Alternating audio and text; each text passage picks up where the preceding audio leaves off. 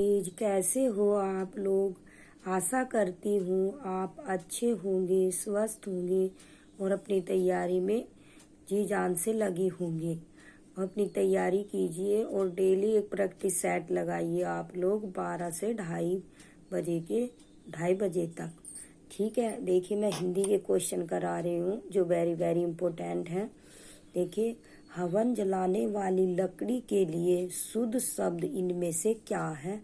तो इसका आंसर होगा समीदा।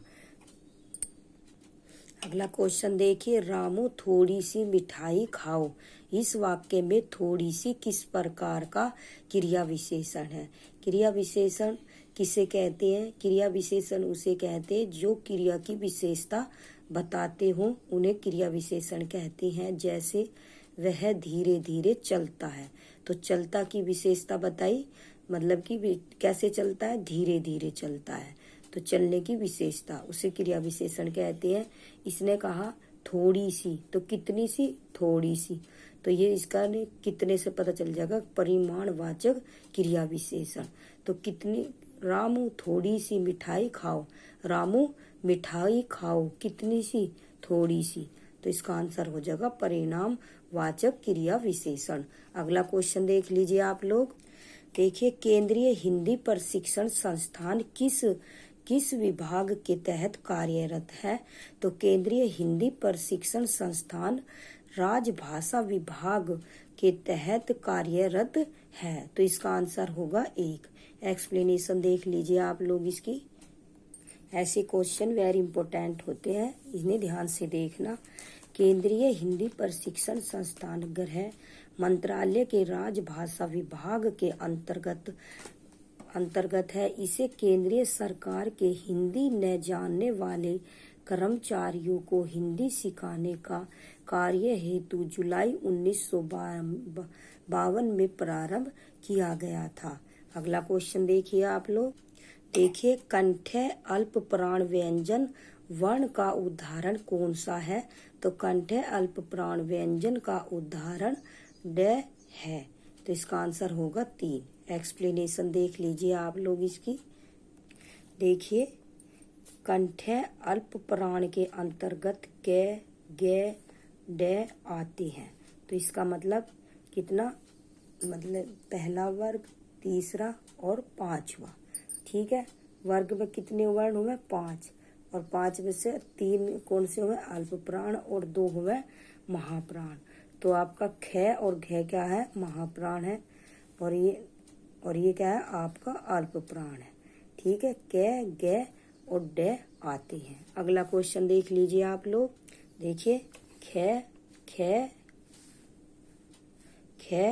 घ कंठ्य महाप्राण व्यंजन है। ठीक है, तो दूसरा और चौथा आपका कंठ्य महाप्राण, और पहला, तीसरा और पांचवा आपका अल्प प्राण। अगला क्वेश्चन देख लीजिए आप लोग।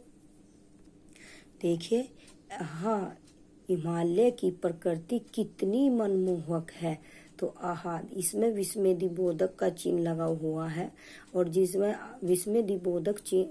विस्मयदिबोधक वाक्य किसे कहते हैं? जिसमें शोक, एकदम खुशी, आनंद का एहसास किया, मतलब कि एहसास किया जाता है, यहाँ विस्मयदिबोधक वाक्य कहलाता है।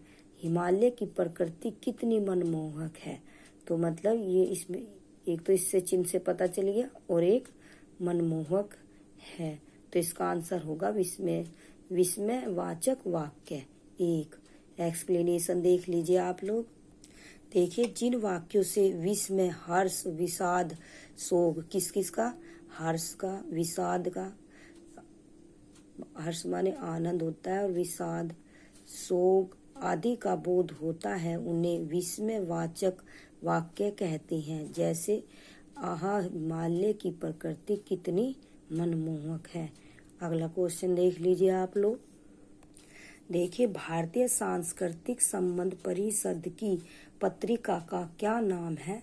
तो इसका आंसर होगा भारतीय सांस्कृतिक संबंध परिषद की पत्रिका का नाम गगन आंचल है, तो इसका आंसर होगा 3। वेरी वेरी इंपॉर्टेंट क्वेश्चन है ये। एक्सप्लेनेशन देख लीजिए आप लोग। गगन आंचल देव मासिक हिंदी पत्रिका है। यह भारतीय संस्कृति संबंध परिषद द्वारा प्रकाशित की जाती है। इसका प्रकाशन नई दिल्ली से होता है। तो एक बार और देख लिए, गगन आंचल देव मासिक हिंदी पत्रिका है। यह भारतीय संस्कृति संबंध परिषद द्वारा प्रकाशित की जाती है। इसका प्रकाशन नई दिल्ली से होता है। ये वेरी वेरी इंपॉर्टेंट है। इस टाइप के क्वेश्चन आ जाते हैं। अगला क्वेश्चन देख लीजिए आप लोग। देखिए, केंद्रीय हिंदी संस्थान का मुख्यालय कहाँ है?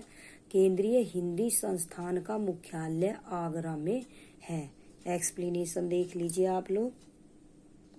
देखिए, केंद्रीय हिंदी संस्थान भारत सरकार के मानव संसाधन विकास मंत्रालय के अधीन है। इसकी स्थापना 1961 में हुई। इसका मुख्यालय आगरा में है। इसकी स्थापना कब हुई? 1961 में हुई। और इसका मुख्यालय कहाँ है?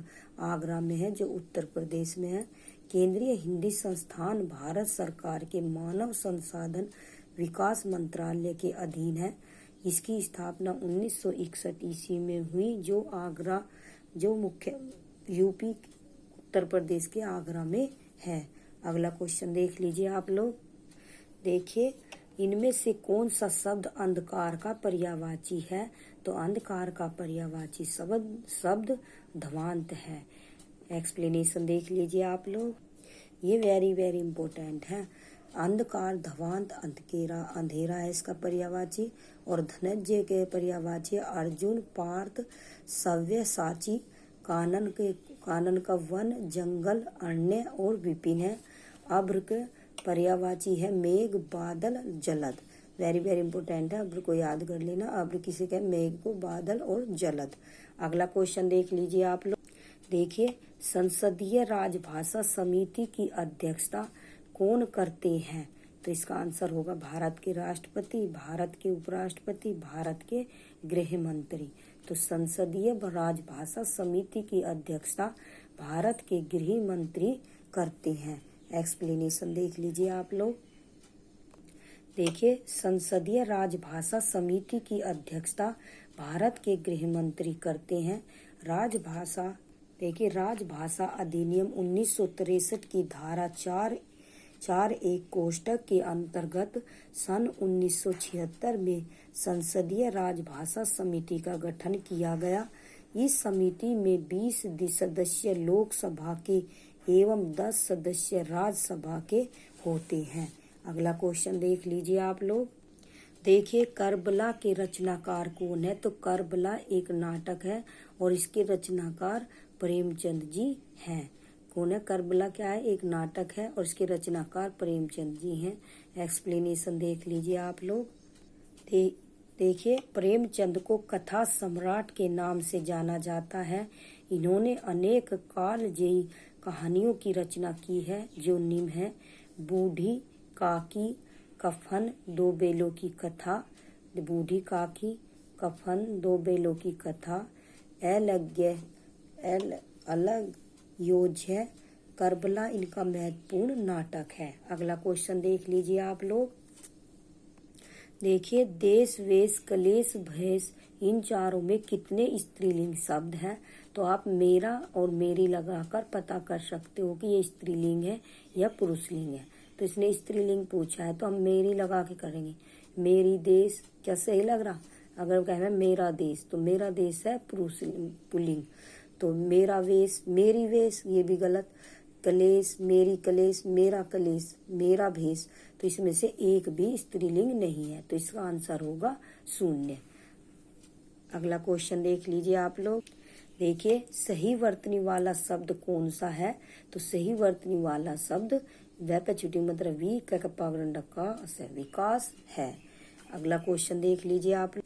देखिए, परीक्षा शतरंज के खिलाड़ी, सवा शेर गेहूं, कफन कहानियों के लेखक। अभी बताया मैंने कफन किसकी कहानी है, उसकी है किसकी, उसकी प्रेमचंद जी की।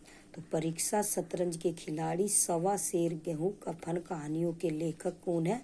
प्रेमचंद जी हैं। एक्सप्लेनेशन देख लीजिए आप लोग। ये प्रैक्टिस सेट है। और इसमें जो ये देख कहानीकार जयशंकर प्रसाद की कहानी कौन कौन सी है देखिए, ममता पुरस्कार, आंधी, इंद्रजाल। जनेन्द्र की कौन कौन सी है, फांसी, वातयान, दो चिड़िया, पाजेब। सूरदर्शन की कहानी कौन सी है, हार की जीत। और प्रेमचंद की कहानी है परीक्षा, शतरंज के खिलाड़ी, सवा शेर, गेहूं और कफन। ये वेरी वेरी इंपॉर्टेंट है। अगर ये सारे जितने मैंने आपको करा दिए हैं ना प्रैक्टिस सेट, ये जितने भी ये हिंदी से संबंधित क्वेश्चन कराएं, ये करके चले गए ना आप, एक भी क्वेश्चन आपका छूटेगा नहीं, सारे ही मिलेंगे आपको। ठीक है, तो जयशंकर के ममता पुरस्कार, आंधी, इंद्रजाल, जैनेन्द्र के फांसी और वातयान, दो चिड़िया, पाजेब, सुदर्शन के हार की जीत, प्रेमचंद परीक्षा, शतरंज के खिलाड़ी, सवा शेर, गेहूं और कफन। अगला क्वेश्चन देख लीजिए आप लोग। देखिए, नशीला शब्द में कौन सा प्रत्यय है। आपको ये देखना है कि मूल धातु इसमें कौन सी है। तो मूल धातु इसमें नशा है और ईला। शब्द में कौन सा प्रत्यय, तो ईला है। इसका आंसर होगा 2। अगर इसे हमें तोड़ दिया जाए कैसा होगा, नशा प्लस ईला। क्या होगा, नशा प्लस ईला। तो इसका आंसर होगा 2। एक्सप्लेनेशन देख लीजिए आप लोग।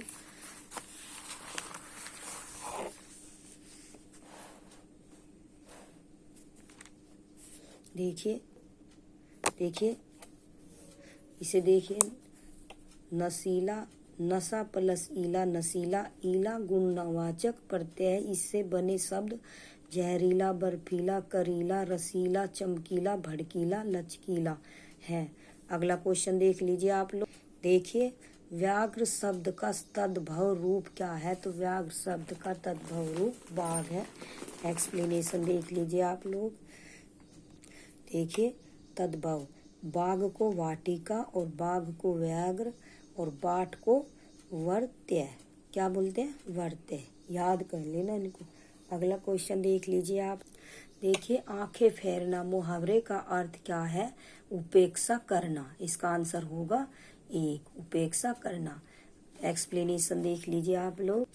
देखिए, आंखें फेरने का अर्थ है उपेक्षा करना है। वाक्य प्रयोग, श्याम ने अपनी पत्नी के कहने में आकर अपने माता पिता से आंखें फेर ली। अगला क्वेश्चन देख लीजिए आप लोग।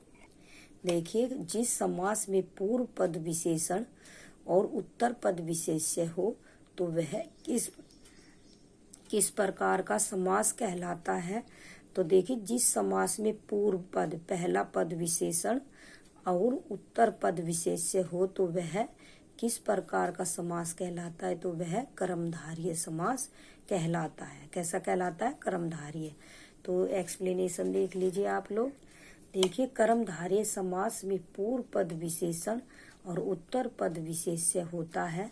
उदाहरण, नील कमल, मतलब नीला कमल, नील कमल के समान। ठीक है, तो इसका आंसर होगा इसका। अगला क्वेश्चन देख लीजिए आप लोग। देखिए, चौथा विश्व हिंदी सम्मेलन कहाँ संपन्न हुआ था, तो चौथा विश्व हिंदी सम्मेलन पोर्ट लुई मॉरिशस में हुआ था। पहला कहाँ हुआ था पता है आपको, इंडिया में, इंडिया के महाराष्ट्र के नागपुर में। दूसरा हुआ था आपका मॉरिशस में। तीसरा हुआ था आपका इंडिया में, मतलब भारत में, दिल्ली में। और चौथा हुआ था आपका पोर्ट लुई मॉरिशस में। और पांचवा हुआ था आपका पोर्ट ऑफ स्पेन, त्रिनिदाद में। तो एक्सप्लेनेशन देख लीजिए आप लोग। देखिए, पहला विश्व हिंदी सम्मेलन 1975 में नागपुर में भारत में हुआ था। दूसरा 1976 में पोर्ट लुई मॉरिशस में हुआ था। तीसरा 1983 में नई दिल्ली में हुआ था। चौथा 1993 में पोर्ट लुई मॉरिशस में हुआ था। और पांचवा 1996 में त्रिनिदाद टोबैगो में हुआ था। अगला क्वेश्चन देख लीजिए आप लोग। तो याद रखिए, पहले 75 में हुआ, फिर 1 साल बाद हुआ, फिर कितने 83 है ये, 4 और 3 7 साल बाद हुआ। और फिर आपका 33 फिर कितने साल बाद हुआ, 7 और 3 10 साल बाद हुआ। और 10 साल में, और फिर ये 3 साल के बाद हुआ, 96। ठीक है, अगला क्वेश्चन देख लीजिए आप लोग। देखिए, ममता कालिया को दुखम सुखम उपन्यास के लिए कौन सा पुरस्कार प्राप्त हुआ है? तो ममता कालिया को दुखम सुखम उपन्यास के लिए व्यास सम्मान प्राप्त हुआ है। तो इसका आंसर होगा 3। एक्सप्लेनेशन देख लीजिए आप लोग। देखिए, साहित्यकार ममता कालिया को वर्ष 2017 का व्यास सम्मान दुखम सुखम 2009 के लिए दिया गया। इनकी अन्य रचनाएं हैं बेघर, नरक, दर, नरक, कल्चर, वल्चर, जांच अभी जारी है, बोलने वाली औरत। ठीक है, अगला क्वेश्चन देख लीजिए आप लोग। देखिए, इनमें से शुद्ध शब्द कौन सा है? तो इनमें से रोहिणी मतलब एक या रोहिणी शुद्ध शब्द है। अगला क्वेश्चन देख लीजिए आप लोग। देखिए, यह किताब मेरी है, इस वाक्य में यह किस प्रकार का विशेषण है? तो यह आपका सार्वनामिक विशेषण है। कौन सा है? सार्वनामिक विशेषण है। एक्सप्लेनेशन देख लीजिए आप लोग। देखिए, ऐसे सर्वनाम शब्द जो संज्ञा से पहले प्रयोग होकर उस संज्ञा शब्द की विशेषता बतलाते हैं, उन शब्दों को सार्वनामिक विशेषण कहते हैं। उदाहरण, यह किताब मेरी है में यह सार्वनामिक विशेषण है। विशेषण कितने प्रकार के होते हैं? विशेषण 4 प्रकार के होते हैं। ठीक है, अगला क्वेश्चन देख लीजिए आप लोग। देखिए, ओधो का लेना न माधो का देना देन, इस लोकोक्ति का अर्थ क्या है? किसी से कोई वास्ता न रखना। तो इसका आंसर होगा 1। एक्सप्लेनेशन देख लीजिए आप। देखिए, उधो का लेना न माधो का देना का अर्थ है किसी से कोई वास्ता न रखना है। मोहन जी तो सिर्फ पढ़ने से मतलब रखते हैं क्योंकि वे उधो का लेन न माधो का देन जैसे हैं। अगला क्वेश्चन देख लीजिए आप लोग। देखिए, मगही किस राज्य में ज्यादा बोली जाती है? तो मगही किस राज्य में मगही बिहार राज्य में ज्यादा बोली जाती है। मगही कहाँ बोली जाती है? बिहार राज्य में। एक्सप्लेनेशन देख लीजिए आप लोग। देखिए, मगही मागधी अपभ्रंश से विकसित बोली है जो बिहारी हिंदी की एक बोली है। यह बिहार राज्य में बोली जाती है। अगला क्वेश्चन देख लीजिए आप। देखिए, संस्कृत किस परिवार की भाषा है? तो संस्कृत आर्य परिवार की भाषा है। एक्सप्लेनेशन देख लीजिए आप लोग। क्वेश्चन ऐसे होते हैं जिन्हें रट लेना अच्छा होता है। जैसे कि देखिए, जैसे इस टाइप के क्वेश्चन है। संस्कृत, लैटिन, जर्मन, हिंदी, मराठी, नेपाली, आर्य या भारोपीय भाषा परिवार की भाषाएं हैं। कौन कौन सी हैं भारोपीय भाषा परिवार की भाषाएं? तो ये आपकी संस्कृत है, लैटिन है, जर्मन है, हिंदी, मराठी, नेपाली, आर्य या भारोपीय भाषा परिवार की भाषाएं हैं। ठीक है, अगला क्वेश्चन देख लीजिए आप लोग। देखिए, जिन पंक्तियों में एक या अनेक वर्णों की एक ही क्रम में एक बार आवृत्ति हो तो वहाँ कौन सा अलंकार होता है? श्रुत्य अनुप्रांस अलंकार, द्वितीय अनुप्रांस अलंकार, छेका अनुप्रांस अलंकार, उपरोक्त में से एक से अधिक, उपरोक्त में से कोई नहीं। तो इसका आंसर होगा उपरोक्त में से एक से अधिक। एक्सप्लेनेशन देख लीजिए आप लोग। देखिए, अनुप्रांस अलंकार में वर्णों की आवृत्ति बार बार होती है। इसके 5 भेद हैं। छेकानु अनुप्रांस, वृत्त्यानु अनुप्रांस, ये पेपर में आया हुआ क्वेश्चन है 15 मार्च 2024 को कि अनुप्रांस कितने प्रकार के होते हैं? तो अनुप्रांस के 5 भेद होते हैं। मतलब कितने भेद होते हैं ये क्वेश्चन पूछ लिया गया था। तो छेकानु अनुप्रांस, वृत्त्यानु अनुप्रांस, लटानु अनुप्रांस और श्रुत्य अनुप्रांस और अंतानुप्रांस। छेका अनुप्रांस अलंकार में एक या अनेक वर्णों की एक ही क्रम में एक बार आवृत्ति होती है। कानन कठिन भयंकर भारी। तो इसका आंसर आपका क्या होगा? 4 था। अगला क्वेश्चन देख लीजिए आप लोग। देखिए, वह व्यक्ति जो लोहे को पीटकर अपना गुजारा चलाता है तो वह व्यक्ति लोहार कहलाता है। अगला क्वेश्चन देख लीजिए आप लोग। देखिए, इनमें से कौन सा शब्द तत्पर का पर्यायवाची शब्द नहीं है? तो देखिए, तत्पर को सनंद भी कहें, तैयार भी कहें, पर बुध नहीं कहते। तो इसका आंसर होगा 2। एक्सप्लेनेशन देख लीजिए आप लोग। तत्पर का पर्यायवाची है सनंद, तैयार, कटिबंध। अगला क्वेश्चन देख लीजिए आप लोग। देखिए, इनमें से कौन सा शब्द उत्थान का विपरीत अर्थ है? कौन सा है? विलोम शब्द कौन सा है? तो इसका आंसर होगा पतन। अगला क्वेश्चन देख लीजिए आप लोग। देखिए, हे भाई मुझे बचाओ, इस वाक्य में कौन सा कारक है? हे भाई मुझे बचाओ, तो इस कारक में संबोधन कारक वाक्य है। देखिए आप लोग, कौन सा कारक है? संबोधन कारक वाक्य है। एक्सप्लेनेशन देख लीजिए आप लोग। देखिए, ऐसे शब्द जिनके माध्यम से संज्ञा और सर्वनाम के रूप में किसी को बुलाने, पुकारने और बोलने का बोध कराया जाता है, उन्हें संबोधन कारक कहा जाता है। क्या कहा जाता है? उन्हें संबोधन कारक कहा जाता है। अगला क्वेश्चन देख लीजिए आप लोग।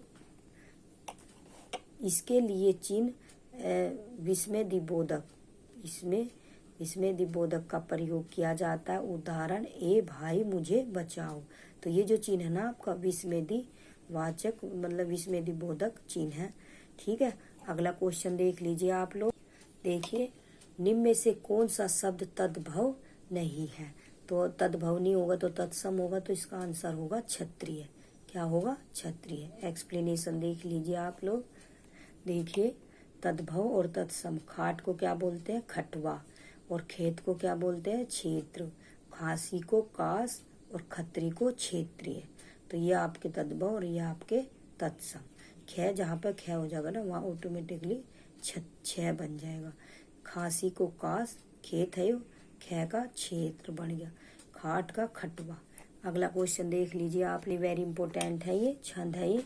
अन्याय सहकर बैठे रहना यह महादुष्कर्म है। न्यार्थ अपने बंधु को भी दंड देना धर्म है। इस तत्व पर ही कौरवों से पांडवों का रण हुआ, जो भव्य भारतवर्ष की कल्पांत का कारण हुआ।